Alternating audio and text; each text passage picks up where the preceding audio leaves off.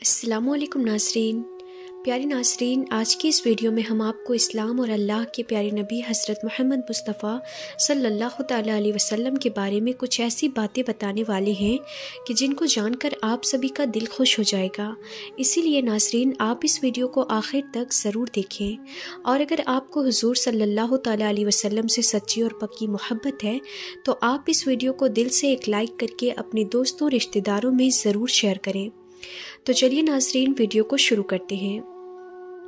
नाज़रीन, हज़रत मोहम्मद मुस्तफ़ा सल्लल्लाहु तआला अलैहि वसल्लम उस इंसान का नाम है जिनके पैदा होने से पहले ही आपके वालिद का इंतकाल हो जाता है और आपकी वालिदा मोहतरमा उस वक्त इस दुनिया से रुखसत हो जाती हैं जब आपकी उम्र सिर्फ 6 साल होती है। उसके बाद आपकी परवरिश का ज़िम्मा आपके दादा संभालते हैं, मगर 2 साल के बाद वो भी आपको छोड़कर इस दुनिया से रुखसत हो जाते हैं और अपने पोते की परवरिश के देखभाल का ज़िम्मा अपने बेटे अबू तालिब को सौंप जाते हैं। 8 साल की उम्र में ही आप इस हाल में हैं कि ना तो मोहब्बत करने वाली और ना ही खैर खबर रखने वाली माँ है और ना बुराइयों और परेशानी से बचाने वाला बाप है। ऊपर से अरब का माहौल बुराइयों का गहरवारा था। शराब और शबाब जिसकी रगों में बसता था। औरत तो जैसे कोई सामान थी जिसे जब चाहो इस्तेमाल कर लो और जी भर जाने पर फेंक दो। जिंदा बच्चियों को ज़मीन में गाड़ देना इज्जत का सबब बन जाता था।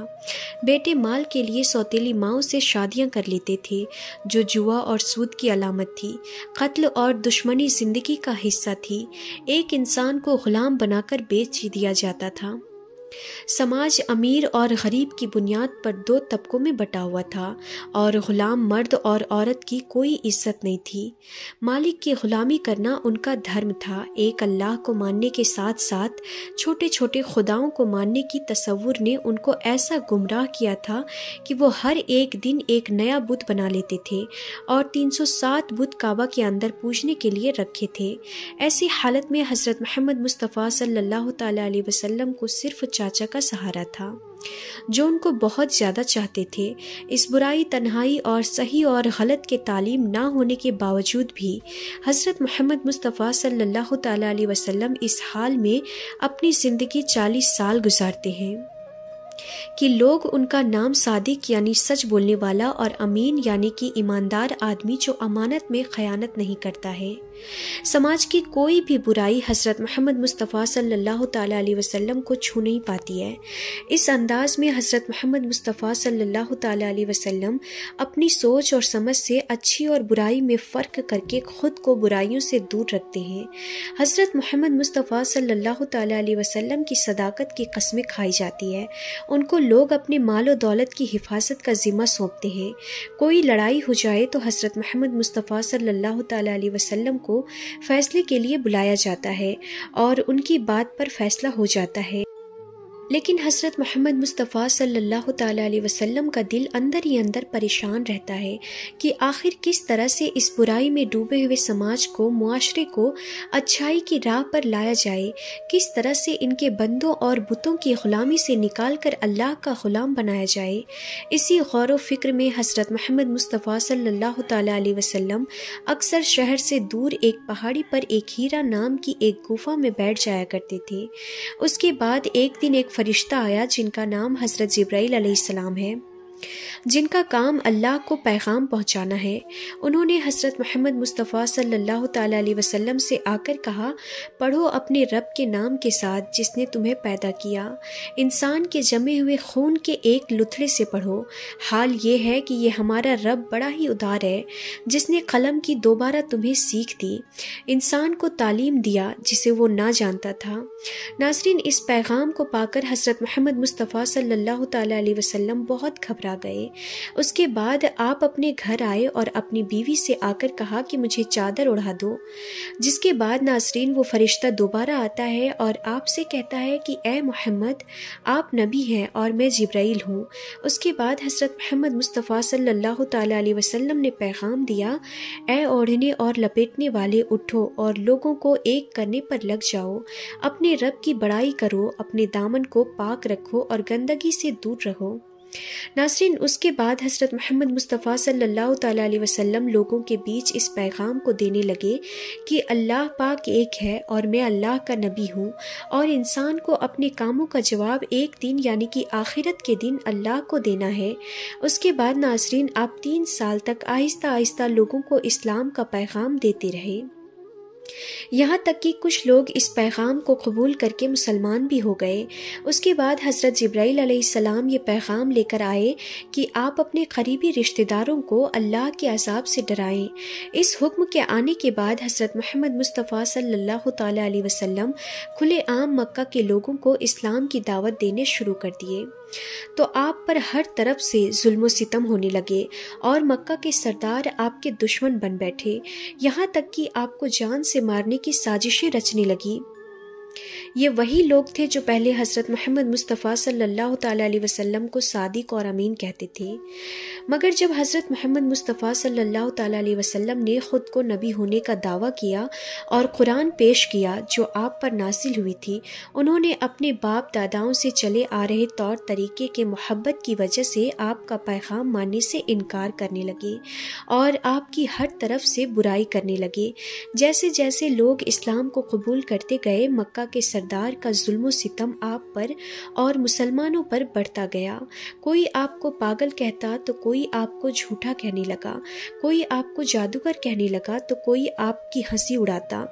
قرآن پاک جو آپ پر فرشتوں کے ذریعے سے نازل ہوئی تھی اس کا اپمان کرنا اور اس کو جھوٹ بتانے لگے، جھوٹے قصوں سے قرآن کا مقابلہ کرنے لگے اور لوگوں کو قرآن سنانے کا موقع نہ دینے جیسا کام کرنے لگے۔ حضرت محمد مصطفیٰ صلی اللہ تعالیٰ علیہ وسلم سے کہا جانے لگا کہ ایک دن آپ ہمارے بتوں کی پوجا کریں اور ایک دن ہم آپ کے رب کی عبادت کریں گے۔ ناظرین، کچھ لوگ حضرت محمد مصطفیٰ صلی اللہ تعالیٰ علیہ وسلم کے پیچھے ہی لگے رہتے تھے، اور جب وہ کسی کو قرآن سناتے تو یہ لوگ شور شرابہ کرتے اور تالیاں بجاتے تھے۔ جب آپ نماز پڑھتے تھے تو کبھی آپ پر بکری کی بچے دانی تو کبھی آپ پر اونٹ کی اوجڑی پھینک دیتے تھے۔ جب آپ چلتے تھے تو آپ پر کوڑا ڈال دیا جاتا تھا۔ اگر کوئی غلام یا غریب اسلام قبول کر لیتا تھا تو اس پر اتنے کوڑے برسائے جاتے تھے کہ کوڑے مارنے والا بھی تھک جاتا تھا۔ تپتی دھوپ میں لٹا کر سینے پر پتھر رکھ دیا جاتا تھا۔ حالت یہ تھی کہ جان بچانا بھی مشکل تھی۔ اسلام قبول کرنے کے بعد بھی، اتنے ظلم و ستم سہنے کے بعد بھی آپ لوگوں سے فرماتے تھے کہ اے لوگوں، میں کسی ایک قبیلے، خاندان یا پھر کسی ایک ملک کا بھلا نہیں چاہتا، بلکہ میں پوری دنیا والوں کے لیے رحمت کا پیغام لے کر آیا ہوں۔ مجھے اللہ نے آپ کی ہدایت کے لیے بھیجا ہے۔ آپ نے جیسا لوگوں کو فرمایا تو اس پر عمل کر کے بھی دکھایا۔ آپ کا مقصد لوگوں کو صحیح راستے پر لانا تھا تاکہ لوگ ایک ہی خدا کی عبادت کریں۔ آپ نے لوگوں میں سے ذات پات کی دیوار کو ختم فرما دیا، کالے اور گورے میں فرق کو مٹا دیا اور سب لوگوں کو ایک ہی لائن یعنی کہ اسلام کی لائن میں لا کر کھڑا کر دیا۔ آپ نے لوگوں سے فرمایا کہ حلال کمائی کے لیے کسی بھی کام کو چھوٹا نہ سمجھا جائے اور کسی بھی پیسے کی وجہ سے کسی کو بڑا نہ سمجھا جائے۔ ایسا سوچنا انسانی اور اسلامی تعلیم کے خلاف ہے۔ آپ نے لوگوں کو بتایا کہ ہم سب لوگوں کو سنبھالنے والا اللہ ہے، دنیا اور آخرت کی بادشاہ اللہ کے لیے ہی ہے۔ آپ نے اس وقت ایسے تمام بادشاہ جو لوگوں پر ظلم کرتے تھے ان کو اللہ کا خوف اور عذاب آیا اور دنیا کی اور آخرت کی تباہی کے بارے میں بھی بتایا۔ آپ نے لوگوں کو غلام آزاد کرنے کی تاکید فرمائی اور لوگوں کو غلام آزاد کرنے کا بہت بڑا ثواب بھی بتایا۔ آپ کی اسی کوشش کی وجہ سے ہزاروں غلام کھلی ہوا میں سانس لینے لگے۔ بڑے بڑے بادشاہ جو اپنے آپ کو خدا سمجھ رہے تھے وہ بھی اللہ کی عبادت میں لگ گئے۔ آپ نے دولت مند لوگوں سے فرمایا کہ اللہ نے تمہیں مال اور دولت سے نوازا ہے تو آپ کو اللہ کا حق بھی ادا کرنا ہے۔ آپ کو اس دولت کو اسی طریقے سے استعمال کرنا ہے جیسے اجازت اللہ نے تمہیں دی ہے۔ اگر تم اپنی دولت کا غلط استعمال کرو گے تو کنگال ہونے کے ساتھ ساتھ طرح طرح کے گناہوں، بیماریوں اور سزاؤں کے حقدار بھی بنو گے۔ اس کا مطلب یہ تھا کہ تم صدقہ اور خیرات کرو، غریبوں کی مدد کرو۔ ناظرین، جب اللہ کے نبی حضرت حضرت محمد مصطفیٰ صلی اللہ تعالیٰ علیہ وسلم کی وفات ہوئی تو اس وقت تک سارے عرب میں لوگ ایمان لے آئے تھے۔ آپ کی بدولت پورے عرب میں اسلام کا پرچم لہرانے لگا تھا کہ آج پوری دنیا میں قائم ہے۔ سبحان اللہ۔ تو ناظرین، آپ کو یہ ویڈیو کیسی لگی ہمیں کمنٹ میں ضرور بتائیں، اور اس ویڈیو کو اپنے دوستوں میں زیادہ سے زیادہ شیئر کریں۔ تو انشاءاللہ ہم پھر ملتے ہیں ایسے انفارمیٹیو ویڈیوز کے ساتھ، تب تک کے لیے خدا حافظ۔